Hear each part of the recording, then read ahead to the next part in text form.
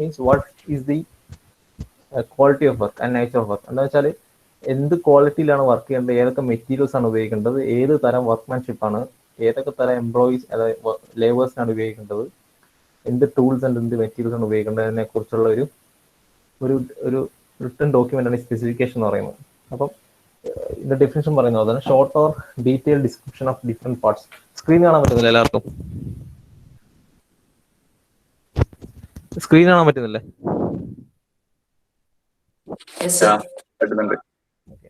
അപ്പം സ്പെസിഫിക്കേഷൻ എന്ന് പറഞ്ഞാൽ അതിന്റെ ഡെഫിനിഷൻ എന്ന് പറഞ്ഞാൽ short or detail description of different parts of the work, അതായത് മെറ്റീരിയൽ, പ്രൊപ്പോർഷൻ, ക്വാണ്ടിറ്റി, ഏത് ക്വാളിറ്റിയിലാണ് ചെയ്യുന്നത്, അങ്ങനെയൊക്കെയുള്ള കാര്യങ്ങളാണ് സ്പെസിഫിക്കേഷൻ എന്ന് പറയുന്നത്. അപ്പം ഇങ്ങനെ നമ്മൾ സ്പെസിഫൈ ചെയ്യും ഈ പ്രൊജക്റ്റിന് ഇന്ന ക്വാളിറ്റി മെറ്റീരിയൽ ഉപയോഗിക്കണം, ഈ ക്വാളിറ്റിയിലുള്ള വർക്ക്മാൻഷിപ്പ് വേണം, അങ്ങനത്തെ കാര്യങ്ങളൊക്കെ നമ്മൾ ചെയ്യുന്നതാണ് സ്പെസിഫിക്കേഷൻ എന്ന് പറയുന്നത്. അപ്പോൾ 2 ടൈപ്പ് ഓഫ് സ്പെസിഫിക്കേഷൻ ഉണ്ട്. ആദ്യത്തെ ജനറൽ ഓർ ബ്രീഫ് സ്പെസിഫിക്കേഷൻ, രണ്ടാമത്തെ ഡീറ്റെയിൽഡ് സ്പെസിഫിക്കേഷൻ. ഇപ്പോൾ ജനറൽ ഓർ ബ്രീഫ് സ്പെസിഫിക്കേഷനിൽ പറയുന്നത് ഇപ്പോൾ ഷോർട്ടായിട്ട് ഒരു ഡിസ്ക്രിപ്ഷൻ മാത്രമേ കൊടുക്കുള്ളൂ. അതായത് ജസ്റ്റ് എന്താണ് സ്പെസിഫൈ മെറ്റീരിയൽ പറയും, പ്രൊപ്പോർഷൻ പറയും, ക്വാണ്ടിറ്റി പറയും. അപ്പോൾ മൊത്തത്തിൽ ഒരു വർക്കിന്റെ ഒരു നേച്ചർ പറയും. ഇപ്പം നമ്മളിപ്പോൾ ഒരു എന്താ പറയുക, ഒരു ബസ് സ്റ്റോപ്പ് ഉണ്ടാക്കുന്ന ക്വാളിറ്റിയിലല്ല നമ്മൾ വലിയൊരു ബസ് സ്റ്റാൻഡ് ഉണ്ടാക്കുന്നത്. മനസ്സിലായി? അതിന് വ്യത്യാസം ഉണ്ടാവില്ല. അപ്പോൾ ഏത് തരം ക്വാളിറ്റി ആണെന്നുള്ള ഒറ്റ നോട്ടത്തിൽ മൊത്തത്തിൽ ഒരു ഓൾ ഐഡിയ കിട്ടും ഈ ജനറൽ ബ്രീഫ് സ്പെസിഫിക്കേഷനിൽ. ഡീറ്റെയിൽഡ് വരുമ്പോൾ എന്താണെന്ന് വെച്ചാൽ ഓരോന്നിനെ കുറിച്ചും വളരെ വ്യക്തമായിട്ട് എഴുതിയിട്ടുണ്ടാവും. ലൈക്ക് ക്വാളിറ്റി, ക്വാണ്ടിറ്റി, എന്ത് തരം എക്സിക്യൂഷൻ ആണ് വേണ്ടത്, എന്ത് വർക്ക്മാൻഷിപ്പ് ആണ് വേണ്ടതിനെ കുറിച്ച് ഡീറ്റെയിൽ ആയിട്ട് പറയും. That's known as detail specification. So next will discuss about the objectives of specification. So as we have discussed earlier, first one is to specify the quality of work. Like there will be different classes of building, and also based on the type of building, it can be differentiated as important building, less important buildings, something like that. If it's a communication tower or if it is an hospital, so it is an important building. So all these design protocols will be decided such that it can withstand any climate or anything like that. So communication tower, ഹോസ്പിറ്റലുകൾ, അങ്ങനത്തെ കാര്യങ്ങളൊക്കെ നമ്മൾ നല്ല സ്പെസിഫിക്കേഷനിൽ ഉപയോഗിച്ചിട്ടായിരിക്കും ചെയ്യുക. അതുപോലെ bridges, കാര്യം bridges ഒക്കെ വളരെ ഇമ്പോർട്ടൻ്റ് ആണല്ലോ. അപ്പം എന്തെങ്കിലും പെട്ടെന്ന് തകർന്നു പോകുന്ന രീതിയിലല്ല, അല്ലെങ്കിൽ പെട്ടെന്നുള്ള ഒരു 75 years എങ്കിലും ലൈഫ് സ്പാൻ കിട്ടുന്ന രീതിയിലൊക്കെ ആയിരിക്കും ഈ പറയുന്ന ഈ ബ്രിഡ്ജസ് ഒക്കെ നമ്മൾ ഡിസൈൻ ചെയ്യുക. അതുപോലെ തന്നെ കമ്മ്യൂണിക്കേഷൻ ടവർ ഒക്കെ ആണെങ്കിൽ തന്നെ അത്യാവശ്യം നല്ല രീതിയിലായിരിക്കും ഡിസൈൻ ചെയ്തിട്ടുണ്ടാവുക. അതുപോലെ ഇപ്പോൾ രണ്ടാമത്തെ പോയിന്റ് എന്ന് പറഞ്ഞാൽ cost of unit quantity of work is govern by specification. അതായത് ഓരോ യൂണിറ്റ് ക്വാണ്ടിറ്റി വർക്കിൻ്റെയും കോസ്റ്റ് നമ്മൾ സ്പെസിഫിക്കേഷൻ ഡിപ്പെൻഡ് ചെയ്യും. ഇപ്പം നമ്മൾ പറയുകയാണ് ഈ ഒരു സെക്കൻഡ് ഗ്രേഡ് ക്വാളിറ്റി ഉള്ള കൺസ്ട്രക്ഷൻ വർക്ക് മതി എന്ന് പറഞ്ഞാൽ അതിനനുസരിച്ച് ചെയ്യുള്ളൂ. അപ്പോൾ ഫസ്റ്റ് ക്വാളിറ്റി വർക്ക് ആണെങ്കിൽ അതിനനുസരിച്ച്. അപ്പോൾ ഇതാണ് ഈ സ്പെസിഫിക്കേഷൻ എന്ന് പറയുന്നത്. അപ്പോൾ അതുപോലെ തന്നെ മൂന്നാമത്തെ കാര്യം, contractors paid as per works carried out based on specification. ഇപ്പം ചില contractors may have the capacity to build type 1 or first class building. Some may not have the capacity because of their limitation with their tools and plans and all those things. So അപ്പോൾ ഈ കോൺട്രാക്ടേഴ്സിന് payment കൊടുക്കുന്നത് ശരിക്കും ഏത് സ്പെസിഫിക്കേഷനിലാണ് building ഉണ്ടാക്കുന്നത് എന്ന രീതിയിലാണ്. If the building we are proposed or the project we are proposed is of first quality, then the contract will be paid as per that. And next is like to check the strength of materials forever. So basically നിങ്ങൾ പഠിച്ചിട്ടുണ്ടാവും ഏത് grade concrete ആണ് ഉപയോഗിക്കേണ്ടത്, ഏത് grade brick ആണ് ഉപയോഗിക്കേണ്ടത് എന്നൊക്കെയുള്ള. അപ്പം അതൊക്കെ നമ്മൾ കൺസ്ട്രക്ഷൻ്റെ ഇടയിൽ നമ്മൾ ചെക്ക് ചെയ്യും. കോൺട്രാക്ടർ ഈ പറഞ്ഞ ക്വാളിറ്റിയിലാണോ ചെയ്യുന്നതെന്നൊക്കെ. അപ്പോൾ അതിനുള്ള ഒരു റെഫറൻസ് ആണ് ശരിക്കും സ്പെസിഫിക്കേഷൻ. ഇപ്പോൾ ഫോർ എക്സാമ്പിൾ നമ്മൾ പറയും കോൺക്രീറ്റിങ്ങിന് ഇപ്പം M30 കോൺക്രീറ്റ് ആണ് ഉപയോഗിക്കേണ്ടത്, സ്ലാബ് കോൺക്രീറ്റ് ചെയ്യാൻ വേണ്ടിയിട്ട് M30 കോൺക്രീറ്റ് ആണ് ഉപയോഗിക്കേണ്ടതെന്ന് പറഞ്ഞാൽ നമ്മൾ അതിനൊന്ന് ഒരു സാമ്പിൾ എടുത്തിട്ട് നമ്മൾ ടെസ്റ്റ് ചെയ്യും. കോൺക്രീറ്റ് ഇറക്കി കോൺട്രാക്ടർ M30 ആണ് ഉപയോഗിച്ചിരിക്കുന്നത്. അപ്പം അങ്ങനത്തെ കാര്യങ്ങളൊക്കെയാണ് നമ്മൾ സ്പെസിഫിക്കേഷൻ ചെയ്യുക. പിന്നെ അടുത്ത point, arbitration or court cases. ഇപ്പം ക്ലയന്റിന്റെ ആവശ്യത്തിനനുസരിച്ചുള്ള സ്പെസിഫിക്കേഷനിലല്ല കോൺട്രാക്ടർ ചെയ്യുന്നതെങ്കിൽ എന്താണ് ഈ കോർട്ട് കേസുകളിലേക്ക് പോകും. അപ്പം അങ്ങനത്തെ കോർട്ട് കേസുകളിൽ അതിൽ നമുക്ക് വാദിക്കാൻ പറ്റുന്നത് എന്താണ്, ഈ സ്പെസിഫിക്കേഷൻ റെഫറൻസ് വെച്ചിട്ടുള്ളതായിരിക്കും. അതായിരിക്കും എൻ്റെ സ്റ്റാൻഡേർഡ്. അപ്പം നമുക്ക് പറയാം ഇന്ന സ്പെസിഫിക്കേഷനിലാണ് നമ്മൾ ഉദ്ദേശിച്ചത്, പക്ഷേ കോൺട്രാക്ടർ ഇതിൽ മോശം സ്പെസിഫിക്കേഷനിലാണ് വർക്ക് ചെയ്ത് തീർത്തത്, അതുകൊണ്ട് ഫുൾ പേയ്മെന്റിന് ഇതിന് ഇഷ്യൂ ഉണ്ടാവും എന്നൊക്കെ പറഞ്ഞ് നമുക്ക് കേസ് കൊടുക്കാൻ പറ്റും. ലാസ്റ്റ് പോയിന്റ് പറഞ്ഞാൽ specify the equipments, tools, plans, etc. So can anyone explain in 2 or 3 words what's actually meant by specification? Can Akshay explain me? Is Akshay here? No. So can Amal C. Shekaran explain me what is specification, what are its main objectives in a few words? Is Amal here? Amal C. Shekaran? Yes, sir. Okay. Can you hear me properly? Yes. Okay. Can you please explain what is meant by specification in 2 or 3 sentences? Specification, it is to specify the quality of work. Okay. അപ്പോൾ 2-3 objectives കൂടി പറയാം.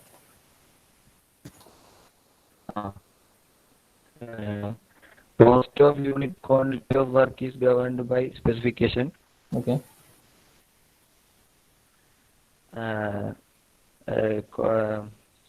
Contractor is paid as per the work done. Okay. അതെന്താ അതിന്റെ അർത്ഥം? Contract is paid എന്ന് പറഞ്ഞാൽ എന്താ അതിന്റെ അർത്ഥം? കോൺട്രാക്ട് ചെയ്യുന്ന ജോലിക്ക് പൈസ കിട്ടുന്നല്ലേ? ബേസിക്കലി അത് ഉദ്ദേശിക്കുന്നത് വെച്ചാൽ only few contractors may have the capability to do as per our specification, so we will employ only them based on that. That's what actually the point means. Okay. Yeah, അങ്ങനത്തെ 2-3 points മതി. So next topic എന്ന് പറഞ്ഞാൽ principles of specification. കുറച്ച് principle നമ്മൾ follow ചെയ്യണം. അപ്പം എന്തൊക്കെയാണ് അതിൻ്റെ കാര്യങ്ങൾ എന്ന് പറഞ്ഞാൽ, ഫസ്റ്റ് മെറ്റീരിയൽ ഡിസ്ക്രിപ്ഷനാണ്. അപ്പോൾ അതിനകത്ത് സ്പെസിഫിക്കേഷനിൽ വളരെ ഇമ്പോർട്ടൻ്റ് ആയിട്ടുള്ള സാധനം എന്ന് പറഞ്ഞാൽ ഏത് മെറ്റീരിയൽസ് ആണ് ഉപയോഗിക്കുന്നത്, അതിൻ്റെ ക്വാണ്ടിറ്റി. സൈസ് എന്ന് പറഞ്ഞാൽ ക്വാണ്ടിറ്റിയാണ് ഉദ്ദേശിച്ചിരിക്കുന്നത്. അപ്പോൾ quality and quantity of materials ആണ് മെറ്റീരിയൽസിൽ നമ്മൾ ഡിസ്ക്രിപ്പ് ചെയ്യാൻ പോകുന്നത്. അടുത്ത വർക്ക്മാൻഷിപ്പ്. അപ്പോൾ വർക്ക്മാൻഷിപ്പിൽ നമ്മൾ ഉദ്ദേശിക്കുന്നത് എത്ര സ്കിൽഡ് അൺസ്കിൽഡ് ലേബേഴ്സിനാണ് ഉപയോഗിക്കുന്നത്. ഇപ്പം കോൺക്രീറ്റ് മിക്സിങ്ങോ അങ്ങനെ മോട്ടാർ മിക്സിങ്ങിനൊക്കെ ഏത് മെത്താണ് ഉപയോഗിക്കുന്നത്, അതുപോലെ എന്താണ് ഹാൻഡ് മിക്സിംഗ് ആണോ മെഷീൻ മിക്സിംഗ് ആണോ എന്നൊക്കെയുള്ള, പിന്നെ method of laying, preparation base surface, compaction, finishing, curing etcetera. അതൊക്കെയാണ് വർക്ക്മാൻഷിപ്പിനകത്ത് വരിക. അപ്പോൾ ഈ പ്രിൻസിപ്പിൾസ് എന്ന് പറഞ്ഞാൽ മെറ്റീരിയൽസിൽ അത് എന്തൊക്കെയാണ് നമ്മൾ സ്പെസിഫൈ ചെയ്യുന്നത്, അടുത്തത് വർക്ക്മാൻഷിപ്പിൽ എന്തൊക്കെയാണ് നമ്മൾ സ്പെസിഫൈ ചെയ്യുന്നത്. ഇപ്പോൾ സ്കിൽഡ് ആൻഡ് അൺസ്കിൽഡ് ലേബർ എന്ന് പറഞ്ഞാൽ മനസ്സിലായി. അത് സ്കിൽഡ് ലേബർ എന്ന് പറഞ്ഞാൽ ഇപ്പം ഒരു കാർപ്പൻറ്റർ ഒരു സ്കിൽഡ് ലേബറാണ്, അല്ലെങ്കിൽ ഒരു വെൽഡർ ഒരു സ്കിൽഡ് ലേബറാണ്, മെയ്സൺ ഒരു സ്കിൽഡ് ലേബറാണ്. അൺസ്കിൽഡ് ലേബർ എന്ന് പറഞ്ഞാൽ എന്താണ്, ഒരു പ്രത്യേക ഒരു സ്കിൽ ആവശ്യമില്ല അതിനകത്ത്, ആർക്ക് വേണമെങ്കിലും ചെയ്യാൻ പറ്റുന്ന ജോലികളായിരിക്കും. ഇപ്പം ലോഡിങ് അൺലോഡിങ് അവരൊക്കെ അൺസ്കിൽഡ് ലേബേഴ്സ് ആണ്. പക്ഷെ അതേസമയം ഒരു മെയ്സനോ അല്ലെങ്കിൽ കാർപ്പൻറ്ററോ വെൽഡറോ ഒക്കെ സ്കിൽഡ് ലേബേഴ്സ് ആണ്. അപ്പോൾ അതിൻ്റെയൊക്കെ ഡിസ്ക്രിപ്ഷൻ കൊടുക്കണം, ഏത് ടൈപ്പ് ലേബേഴ്സിനാണ് ഉപയോഗിക്കേണ്ടത് എവിടെയൊക്കെ. അതുപോലെ മെത്തഡ് ഓഫ് മിക്സിങ്, കോൺക്രീറ്റിന്റെ മിക്സിങ് ആണെങ്കിലും മോർട്ടാർ മിക്സിങ് ആണെങ്കിലും ഒക്കെ, അത് method of laying, preparation of base surface, compaction, finishing, curing ഒക്കെ ഇതിനകത്താണ്. ഈ വർക്ക്മാൻഷിപ്പ് ആണ് ഇതിനെയൊക്കെ ഡിസൈഡ് ചെയ്യുന്നത്. ഓക്കെ സാർ, ഒന്ന് അരുണിമ മാറിന് അതിനകത്ത് ഏടാ കോച്ചിന് ക്ലാസ്സിൽ.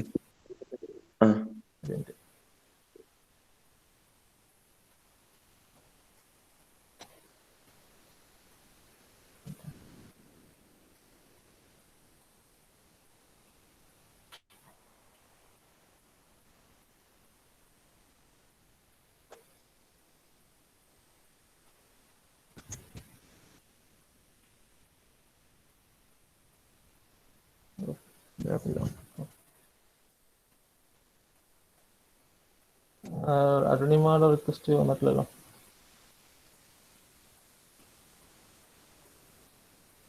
മറ്റേ ലിങ്കിൽ നിന്നല്ലോ ജോയിൻ ചെയ്യാൻ പറയും. അപ്പം മെയിലിലേക്ക് വന്ന ലിങ്കിൽ നിന്ന് ജോയിൻ ചെയ്യാൻ പറയും. അപ്പൊ റിക്വസ്റ്റ് ചെയ്യേണ്ട, അക്സെപ്റ്റ് ചെയ്യേണ്ട ആവശ്യമില്ല. ഫോണിൽ നിന്ന് ജോയിൻ ചെയ്യുമ്പോഴാണ് പ്രശ്നം. ആരെങ്കിലും ഒന്ന് പറഞ്ഞു. ഓക്കെ, ആ മെയിലിലേക്ക് വന്ന ലിങ്ക് ഉണ്ടാവും, അതുവരെ കയറാം.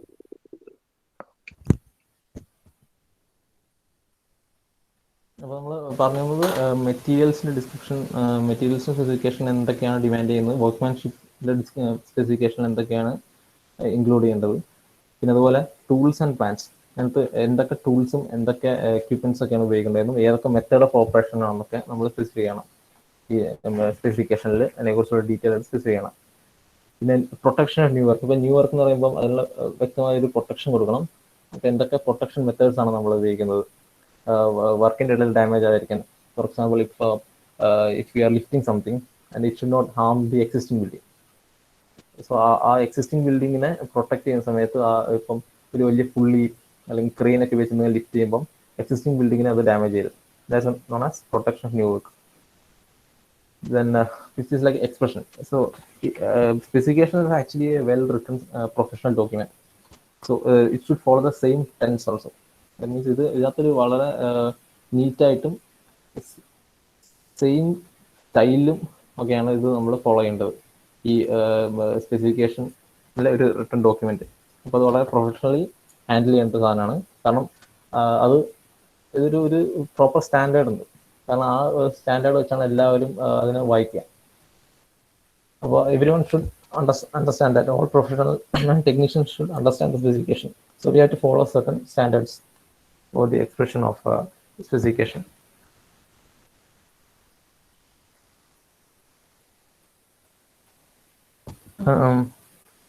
The next is a clause of specification. So clauses എന്ന് പറഞ്ഞാൽ ഓരോ നിങ്ങൾ IS കോഡൊക്കെ റെഫർ ചെയ്യില്ല, അതിൻ്റെ ഓരോ ക്ലോസുകൾ. അപ്പം അതേപോലെ ഓരോ പ്രാക്ടിക്കൽ എന്താണ് order of progress of work, അത് സെയിം ഓർഡറിൽ തന്നെ അറേഞ്ച് ചെയ്യണം. അപ്പോൾ ഫസ്റ്റ് നമ്മളിപ്പം എക്സ്കവേഷൻ അല്ലെങ്കിൽ സൈറ്റ് ക്ലിയറിംഗ് ആണെങ്കിൽ അതിനെക്കുറിച്ച്, അത് കഴിഞ്ഞ് പിന്നെ ഫൗണ്ടേഷൻ ആണെങ്കിൽ അതിനെക്കുറിച്ച്, അങ്ങനെ ഓരോ പ്രോഗ്രസ് ഓഫ് ഓർഡറിനനുസരിച്ച് അത് ഇങ്ങനെ നമ്മൾ സ്പെസിഫൈ ചെയ്യണം. അപ്പം ഇതൊക്കെയാണ് നമ്മൾ യൂസ് ചെയ്യേണ്ട പ്രിൻസിപ്പിൾസ്. സ്പെസിഫിക്കേഷൻ എഴുതുമ്പോൾ യൂസ് ചെയ്യേണ്ട പ്രിൻസിപ്പിൾസ് ഒക്കെയാണ്. I hope everyone understood this. So Anjita, can you explain me what have you understood from the specification, principles of specification? Principles of specification, firstly നമ്മുടെ descriptions of materials like quantity and quality of materials. അങ്ങനെയല്ല, ഇത് general idea.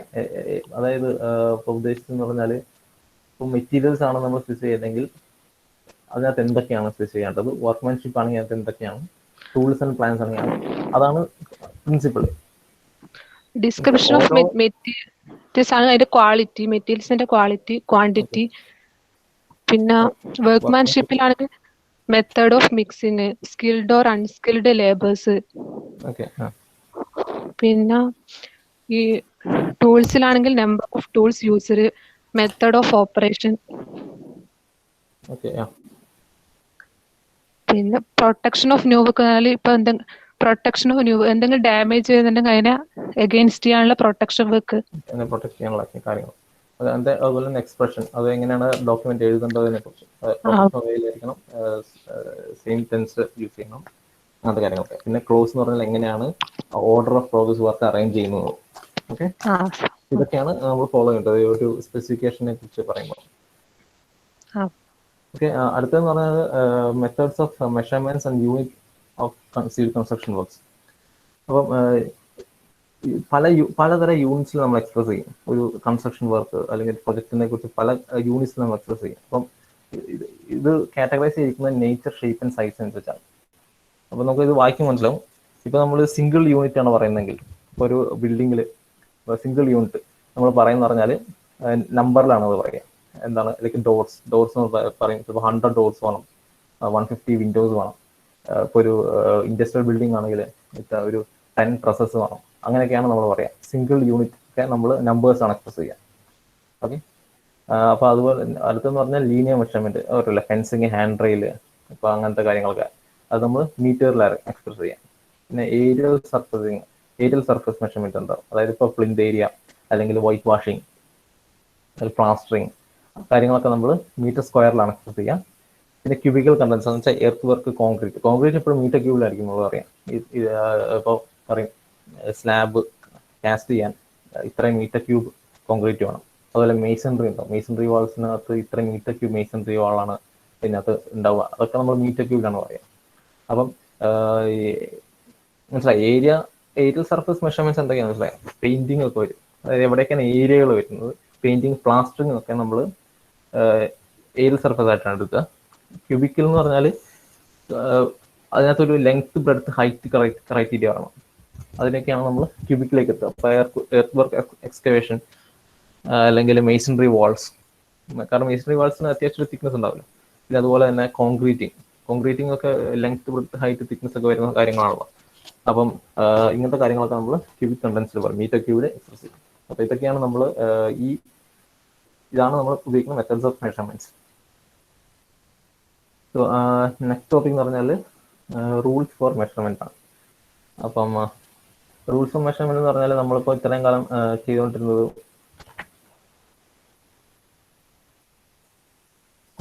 ഒരു measurement ഏത് type ആണ് നമ്മൾ ഉപയോഗിക്കുന്നത്. അപ്പോൾ ഇതിനെ റൂൾസ് ഓഫ് മെഷർമെന്റ് ഡിസ്ക്രൈബ് ചെയ്തിരിക്കുന്ന IS 1200 1200 റെഫർ ചെയ്താൽ കുറേ റൂൾസ് കിട്ടും. കുറച്ച് കാര്യങ്ങളാണ് ഇത് പറയുന്നത്. ഇപ്പം മെറ്റീരിയൽസ്, ട്രാൻസ്പോർട്ട് കോസ്റ്റ്, ലേബർ, അതൊക്കെ ഇതിനകത്ത് നമ്മൾ പറയുന്ന മെഷർമെന്റിനകത്ത് ഇൻക്ലൂഡ് ചെയ്യണം. അതേപോലെ തന്നെ നമ്മളിപ്പം ഒരു സാധനത്തിന്റെ രണ്ടാമത്തെ പോയിന്റ് എന്ന് പറഞ്ഞാൽ booking order to be followed is length breadth or height of thickness. Suppose നമ്മളിപ്പോൾ ഒരു കോൺക്രീറ്റിന്റെ കാര്യം പറയാണ്. ഇപ്പം കോൺക്രീറ്റ് ഇപ്പോൾ എക്സ്പ്രസ് ചെയ്യുന്നത് ലെങ്ത് ബ്രെഡ്ത്ത് ഓർ ഹൈറ്റ് എന്നുള്ളതായിരിക്കും. അല്ലെങ്കിൽ മെയ്സൺറി വാൾസ് അതുപോലെ എക്സ്പ്രസ് ചെയ്യുന്നത്. അതായത് 5 metre length wall, 230 mm breadth and height, ഇപ്പോൾ 3 മീറ്റർ എന്നൊക്കെ ആയിരിക്കും പറയാം. അപ്പം ലെങ്ത്തിന്റെ ബ്രെഡ്ത്തിന്റെ ഹൈറ്റ് എന്നാണ് നമ്മൾ എക്സ്പ്രസ് ചെയ്യേണ്ടത്. കാരണം അതാണ് ഫോളോ ചെയ്യുന്ന സ്പെസിഫിക് ആയിട്ടുള്ള ഫോർമാറ്റ്. അപ്പം അത് ഫോളോ ചെയ്താലേ ബാക്കിയുള്ളവർക്ക് വായിക്കുമ്പോൾ മനസ്സിലാവും ഏതാണ് ലെങ്ത്, ഏതാണ് ബ്രെഡ്ത്ത്, ഏതാണ് ഹൈറ്റ്. അപ്പം ലെങ്ത്തിന്റെ ബ്രെഡ്ത്തിന്റെ ഹൈറ്റ് ഓഫ് തിക്നെസ് അതാണ് നമ്മൾ ഫോളോ ചെയ്യുക നോർമലി. മനസ്സിലായോ? അപ്പം നമ്മൾ കോൺക്രീറ്റ് എക്സ്പ്രസ് ചെയ്യുകയാണെങ്കിൽ RCC കോൺക്രീറ്റ് എക്സ്പ്രസ് ചെയ്യുകയാണെങ്കിൽ നമ്മൾ ഇതേപോലെയാണ് പറയാം, ലെങ്ത്തിന്റെ ബ്രെഡ്ത്തിന്റെ ഹൈറ്റ് എന്നാണ് പറയാം. പിന്നെ അടുത്ത സാധനം ടോളറൻസിന്റെ റൂൾസ് ആണ്. ടോളറൻസ് എന്ന് പറഞ്ഞാൽ സിമ്പിൾ. അപ്പോൾ ലീനിയർ മെഷർമെന്റ്സ് നമ്മൾ നേരത്തെ പറഞ്ഞത് എന്താ, ഫെൻസിങ്, ഹാൻഡ് റെയിൽ, അങ്ങനത്തെ ലീനിയർ ആയിട്ടുള്ള കാര്യങ്ങളൊക്കെ അതിന്റെ ടോളറൻസ് എക്സ്പ്രസ് ചെയ്യുന്നത് നിയറസ്റ്റ് 0.01 മീറ്ററിലേക്കായിരിക്കും. അതല്ലേ, അതായത് 0.01 മീറ്ററിലേക്കായിരിക്കും നമ്മളത് എക്സ്പ്രസ് ചെയ്യാം. ഏരിയ എക്സ്പ്രസ് ചെയ്യുന്നത് 0.01 metre square, nearest 0.01 metre square. Volume എടുക്കുന്നത് 0.01 മീറ്റർ ക്യൂബ്. മനസ്സിലായി? ടോളറൻസ് എന്താ മനസ്സിലായോ? ആരുടെ ചോദിക്കാം? അമൽ രാജു ഉണ്ടോ? Amal Raju, is he present. Is Amal Raji here? Okay. Can you tell me what is meant by tolerance? Tolerance, a rule to be followed while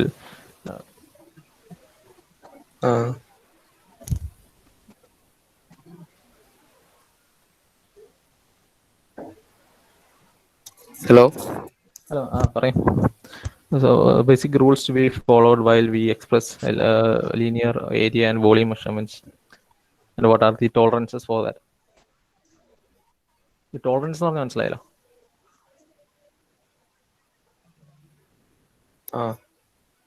okay, അതായത് ഇത് ഇപ്പം നമ്മളിപ്പം ഒരു 5.34 എന്നൊക്കെ എക്സ്പ്രസ് ചെയ്യാം.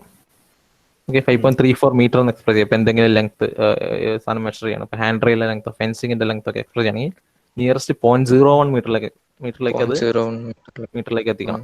ഇപ്പൊ ഏരിയ ആണെങ്കിൽ 0.01 മീറ്റർ സ്ക്വയർ നിയറസ്റ്റ്. അപ്പം നമ്മളിപ്പോൾ 5.345 എന്നൊന്നും പറയണ്ട, 5.34 അല്ലെങ്കിൽ 5.35 എന്ന് പറഞ്ഞാൽ മതി. മനസ്സിലായി? അതായത് 2 ഡെസിമൽ പോയിന്റിലേക്ക് അത് കുറയ്ക്കണം. മനസ്സിലായി? 0.01. ഓക്കെ, അതാണ് ടോളറൻസ് എന്ന് പറയുന്നത്. പിന്നെ അടുത്ത ടോപ്പിക് എന്ന് പറഞ്ഞാൽ same type of work under different conditions and nature shall be measured separately. ഇപ്പം സെയിം ടൈപ്പ് ഓഫ് വർക്കാണ്. ഇപ്പം ഫോർ എക്സാമ്പിൾ നമ്മളിപ്പം കോൺക്രീറ്റിംഗ് ആണ് ചെയ്യുന്നതായിരിക്കാം. അത് സെയിം ടൈപ്പ് ഓഫ് വർക്കാണ്. പക്ഷെ അത് ഇപ്പം ഒരു പാർട്ടിൽ നമ്മൾ ഡേ ടൈമിൽ ചെയ്യുന്നു, മറ്റത് നൈറ്റ് ടൈമിൽ ചെയ്യുന്നു. അപ്പോൾ അത് കണ്ടീഷൻ മാറി. അപ്പോൾ ഈ രണ്ട് കണ്ടീഷൻ ഫോളോ ചെയ്യേണ്ട സ്പെസിഫിക്കേഷൻ നമ്മൾ സെപ്പറേറ്റ് ആയിട്ട് നമ്മൾ പറയണം. അത് സെപ്പറേറ്റ് ആയിട്ട് മെഷർ ചെയ്യാൻ വേണം, സെപ്പറേറ്റ് ഐറ്റം ആയിട്ട് കൂട്ടണം. ഇപ്പോൾ നൈറ്റ് ടൈം കോൺക്രീറ്റിംഗ് അല്ലെങ്കിൽ ഡേ ടൈം കോൺക്രീറ്റിംഗ് നമ്മൾ സെപ്പറേറ്റ് ചെയ്യണം. അതാണ് ഉദ്ദേശിച്ചിരിക്കുന്നത്. ഓക്കെ, അതുപോലെ തന്നെ ഇപ്പം ഡാം വെതറുള്ള സമയത്തുള്ള പ്ലാസ്റ്ററിങ്ങും ഡ്രൈ വെതറുള്ള സമയത്ത് പ്ലാസ്റ്ററിങ്ങിൻ്റെ ഒക്കെ കണ്ടീഷൻസ് ഒക്കെ വേറെയാണ്. അപ്പോൾ അതൊക്കെ നമ്മൾ സെപ്പറേറ്റ് ആയിട്ട് നമ്മൾ ചെയ്യണം. ഓക്കെ, പിന്നെ masonry or structural concrete shall be measured separately and the height shall be described as plinth to foundation to plinth, plinth to first floor to second floor. So ഇപ്പം നിങ്ങൾക്ക് മനസ്സിലായിട്ടുണ്ടാവും നോർമലി നമ്മുടെ നാട്ടിലൊക്കെ first floor construct ചെയ്യുന്നതിൻ്റെ same റേറ്റിലായിരിക്കും second floor construct ചെയ്യുക. കാരണം labour cost മാറും. നമ്മുടെ നാട്ടിൽ നോർമൽ ഫോളോ ചെയ്യുന്ന നാട്ടിൽ ഫസ്റ്റ് 3 മീറ്റർ ഹൈറ്റിൽ ഒരു റേറ്റ്, അതായത് മേസണിൻ്റെ ഒക്കെ ഒരു റേറ്റ്, പിന്നെ നെക്സ്റ്റ് 3 മീറ്ററിന് മേസണിൻ്റെ വേറെ റേറ്റ്, അങ്ങനെയാണ്. അപ്പോൾ ഹൈറ്റ് കൂടുന്നതനുസരിച്ച് റേറ്റിൽ വ്യത്യാസം വരും. ആ സ്റ്റാൻഡേർഡ് ഫോളോ ചെയ്യേണ്ടതിൻ്റെ ഒക്കെ വ്യത്യാസങ്ങൾ വരും. അപ്പോൾ സേഫ്റ്റി മെഷേഴ്സ് എടുക്കുന്നതിൻ്റെ ഒക്കെ വ്യത്യാസങ്ങൾ വരും. അപ്പോൾ അതാണ് ഇത് ഫോളോ ചെയ്യുക. അപ്പോൾ നമ്മൾ 3 ലെവലായിട്ടാണ് കാര്യങ്ങൾ, 3 ലെവലുകളായിട്ടാണ് കാര്യം പറയുക. Foundation to plinth, plinth to first floor to second floor, അങ്ങനെ ഓരോ ഫ്ലോർ ലെവലായിട്ട് നമ്മൾ പറയാം, ഹൈറ്റാണ് പറയാം. മനസ്സിലായോ കാര്യങ്ങൾ?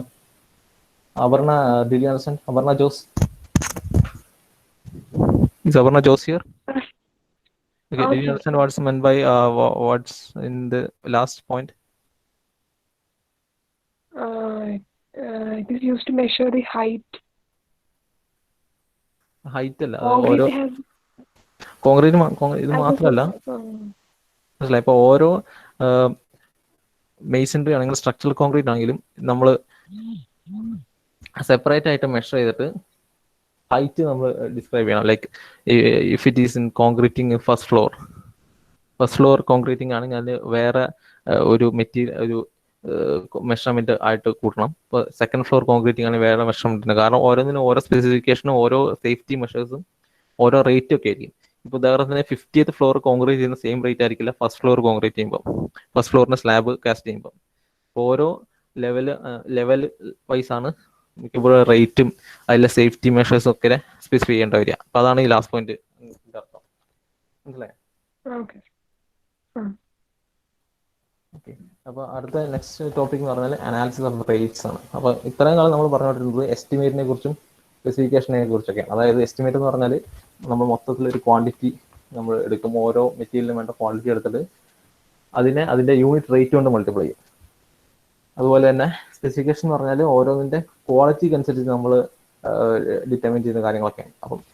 അപ്പം നമ്മുടെ ചോദ്യം എന്ന് പറഞ്ഞാൽ എങ്ങനെയാണ്, next question is how we are going to fix the rates for these materials and labour. അപ്പം അതാണ് ഈ അനാലിസിസ് ഓഫ് റേറ്റ്സ് എന്ന് പറയുന്നത്. അപ്പം ഇതിനെ കുറച്ച് ഫാക്ട്സ് അഫക്റ്റ് ചെയ്യും. ഇപ്പോൾ ഒരു മെറ്റീരിയലിനും ലേബറിനും ഒക്കെയുള്ള റേറ്റ് ഫിക്സ് ചെയ്യുന്നതിൻ്റെ ഫാക്ടേഴ്സ് അഫക്റ്റ് ചെയ്യുന്നതിനെ കുറിച്ചാണ് നമ്മൾ നെക്സ്റ്റ് ഡിസ്കസ് ചെയ്യാൻ പോകുന്നത്. ഫസ്റ്റ് ഫാക്ടർ എന്ന് പറഞ്ഞാൽ material and work quality, proportion, method of operation. നേരത്തെ പറഞ്ഞാൽ which material we are using, which work quality നമ്മൾ ആണ് നമുക്ക് വേണ്ടത്, ഏത് പ്രൊപ്പോർഷൻ ആണ്. ഇപ്പോൾ കോൺക്രീറ്റോ മോർട്ടാറൊക്കെ ആണെങ്കിൽ ഏത് പ്രൊപ്പോർഷനിലാണ് നമ്മൾ ഇത് ചെയ്യുന്നത്, അതുപോലെ ഏത് മെത്തേഡ് ഓഫ് ഓപ്പറേഷൻ ആണ്. ഇതൊക്കെ അനുസരിച്ചാണ് ഒരു സാധനത്തിൻ്റെ റേറ്റ് തീരുമാനിക്കുക. ഇപ്പം എന്താ പറയുക, മാനുവൽ കോൺക്രീറ്റിങ്ങിനുള്ള സെയിം റേറ്റ് ആയിരിക്കില്ല നമ്മൾ പ്ലാന്റ് കോൺക്രീറ്റിംഗ് അല്ലെങ്കിൽ റെഡി മിക്സ് കോൺക്രീറ്റിനൊക്കെ ഉപയോഗിക്കുക, റേറ്റ് വ്യത്യാസം ഉണ്ടാവും. അതുപോലെ cost of labour and wages. അപ്പം ലേബറിൻ്റെ ഒക്കെ ലേബർ കോസ്റ്റും വേജും ഒക്കെ ഒരു സാധനത്തിൻ്റെ റേറ്റിനെ ബാക്കി നമ്മൾ എക്സ്പ്രസ് ചെയ്യുമ്പോൾ. ഇപ്പോൾ ചിലത് ഇപ്പം ഗ്ലാസ് പാനൽ, ഫസാഡ് എന്ന് കേട്ടിട്ടുണ്ടോ? അപ്പോൾ ഗ്ലാസ് പാനലുകൾ, ഫസാഡുകൾ, അതൊക്കെ നമ്മൾ ഇൻസ്റ്റാൾ ചെയ്യുമ്പം അതിനുള്ള കോസ്റ്റ്, ലേബർ കോസ്റ്റും വേജ് കോസ്റ്റും ഒക്കെ ഡിഫറെൻ്റ് ആയിരിക്കും. പിന്നെ തേർഡ് പോയിന്റ് പറഞ്ഞാൽ location of site, distance from source and conveyance charge. ഇപ്പം ഫോർ എക്സാമ്പിൾ നമുക്ക് അറിയാം ഒരു മെറ്റീരിയലിൻ്റെ കോസ്റ്റ് അതിൻ്റെ ലൊക്കേഷനെ ബാധിക്കും. ഇപ്പോൾ കൺസ്ട്രക്ഷൻ സൈറ്റും അതിൻ്റെ സോഴ്സും തമ്മിലുള്ള ഡിസ്റ്റൻസിനെ ഒരു മെറ്റീരിയൽ നല്ല രീതിയിൽ സ്വാധീനിക്കും. അപ്പോൾ അതിൻ്റെ ഏറ്റവും ഉദാഹരണമാണ് നമുക്ക് മാർബിൾ പറയാം. ഇപ്പോൾ മാർബിൾ എന്ന് പറഞ്ഞാൽ രാജസ്ഥാൻ അല്ലെങ്കിൽ നോർത്ത് ഇന്ത്യയിൽ ഹരിയാന, ഡൽഹിയൊക്കെ ഒക്കെ എടുത്ത് നോക്കിയാൽ അവിടുത്തെ റേറ്റ് അല്ല കേരളത്തിലുള്ള റേറ്റ്. കാരണം അവിടെ വ്യത്യാസം വരുന്നതെന്ന് പറഞ്ഞാൽ എന്താണ്, കൺവെയൻസ് ചാർജ് ആണ്, അതായത് അവിടെ നിന്നുള്ള ട്രാൻസ്പോർട്ടേഷൻ ചാർജ്. അതിനൊക്കെ ഡിപ്പെൻഡ് ചെയ്തിട്ടായിരിക്കും കേരളത്തിൽ ഇപ്പോൾ മാർബിളിൻ്റെ റേറ്റ് ഒക്കെ വരുന്നത്. അപ്പോൾ അത് വ്യത്യാസമായിരിക്കും. അവിടെ നോർത്ത് ഇന്ത്യയിലെ മാർബിളിൻ്റെ റേറ്റിന് വ്യത്യാസം, കേരളത്തിൽ മാർബിളിൻ്റെ റേറ്റിൻ്റെ വ്യത്യാസം ഉണ്ടാവും. പിന്നെ അതുപോലെ തന്നെ ലാസ്റ്റ് പോയിന്റാണ് പ്രോഫിറ്റ്. അപ്പോൾ ഇതിനകത്ത് നിന്ന് കോൺട്രാക്ടർ വർക്ക് ചെയ്ത് കഴിയുമ്പോൾ കോൺട്രാക്ടേഴ്സ് പ്രോഫിറ്റ് എന്നുള്ള സാധനമുണ്ട്. അത് എത്ര പെർസെൻറ്റേജ് ആണ് എന്നതിന് അടിസ്ഥാനമായിട്ടാണ് നമ്മൾ റേറ്റ് ഫിക്സ് ചെയ്യുക. ഇപ്പം കോൺട്രാക്ടർ പറയണം ഇപ്പോൾ എൻ്റെ പ്രോഫിറ്റ് മാർജിൻ കുറച്ച് അധികം വേണം എന്നുണ്ടെങ്കിൽ കാരണം എന്താണെന്ന് ചോദിക്കുമ്പോൾ അവർ പറയും നമ്മൾ ഉദ്ദേശിക്കുന്ന മെറ്റീരിയലിന്റെ റേറ്റ് നിൽക്കില്ല. അപ്പോൾ അതിനനുസരിച്ച് നമ്മൾ കൂട്ടുന്നുള്ള കാര്യങ്ങളൊക്കെ. അപ്പോൾ അതിനനുസരിച്ചാണ് നമ്മൾ മെറ്റീരിയൽ റേറ്റ് ഒക്കെ affect ചെയ്യുന്ന factors. These are the factors which affect material rate. So can is Aslima here? Yes, sir. Just tell me 2 or 3 points which 2 or 3 factors which affect the rate of materials. Material and work quality.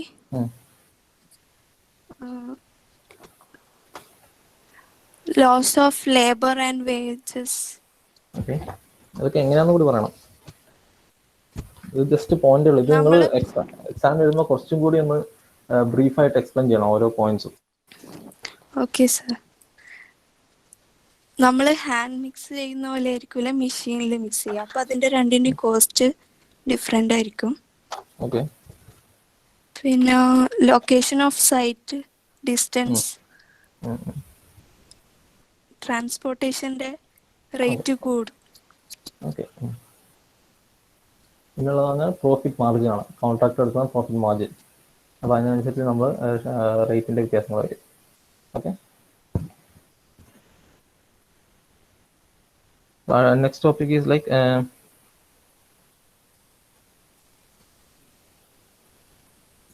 next is the purpose of analysis of rates.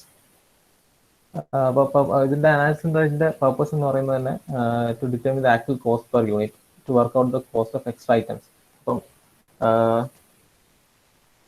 What are the purpose of analysis of rate ആണ്. ആദ്യത്തെ to determine the actual cost per unit.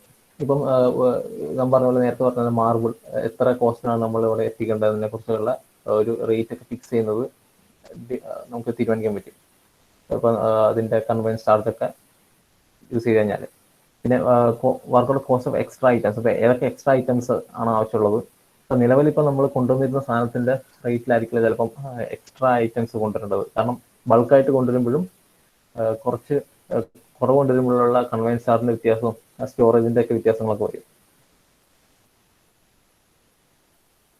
നമ്മളിപ്പോൾ schedule of rates ഇപ്പം third point എന്ന് പറഞ്ഞാൽ ഇപ്പോൾ ഒരു റേറ്റിന്റെ schedule എന്തെങ്കിലും കൺസ്ട്രക്ഷൻ പീരീഡിന്റെ ഇടയിൽ കോസ്റ്റ് ഓഫ് മെറ്റീരിയൽ ഓർ ലേബറിന്റെ ഒക്കെ ഇൻക്രീസ് കാരണം നമ്മൾ ചിലപ്പോൾ റിവൈസ് ചെയ്യേണ്ടി വരും. അപ്പോൾ അതിനൊക്കെ വേണ്ടിയിട്ടാണ് നമ്മൾ റേറ്റ് ആദ്യം അനലൈസ് ചെയ്ത് വെക്കുന്നത്. അതിനനുസരിച്ച് എങ്ങനെയാണ് മെറ്റീരിയൽ കോസ്റ്റ് ഇൻക്രീസ് ചെയ്യുന്നതെന്ന് നമുക്ക് മനസ്സിലാവും. പിന്നെ ലാസ്റ്റ് പോയിന്റ് എന്ന് പറഞ്ഞാൽ എക്കണോമിക്കൽ യൂസ് ആണ്. ഒരു മെറ്റീരിയലിന്റെ എക്കണോമിക്കൽ യൂസ് എൻഷുർ ചെയ്യാൻ വേണ്ടിയിട്ടാണ്. അപ്പം ഒരു മെറ്റീരിയലിന്റെ റേറ്റ് കാണുമ്പോഴാണ് മനസ്സിലാവും അത് ഇത്രയും കോസ്റ്റ്ലി ആണ്, അത് എക്കണോമിക്കലായിട്ട് അത് യൂസ് ചെയ്യണം എന്നുള്ളതിന്റെ കുറിച്ച് പ്രൊജക്ട് മാനേജർക്ക് ഒരു ഐഡിയ കിട്ടുള്ളൂ. അപ്പോൾ അതിനൊക്കെ വേണ്ടിയിട്ടാണ് നമ്മൾ അനാലിസിസ് ഓഫ് റേറ്റ്സ് ചെയ്യുന്നത്. സോ എനിക്ക് തോന്നുന്നു I hope everyone have understood today's class. With this we are concluding. Is there anyone whom I have been marked their attendance as of now?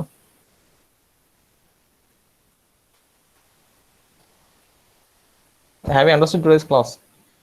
Ardra?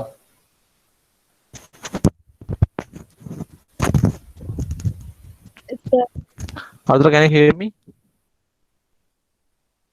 Yes, sir. Okay, have you understood today's class?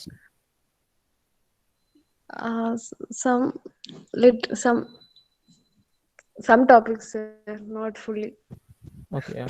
So the recorded class will be available. So if just watch that recorded class, and if you are not still following, you can ask me in the next class. Okay.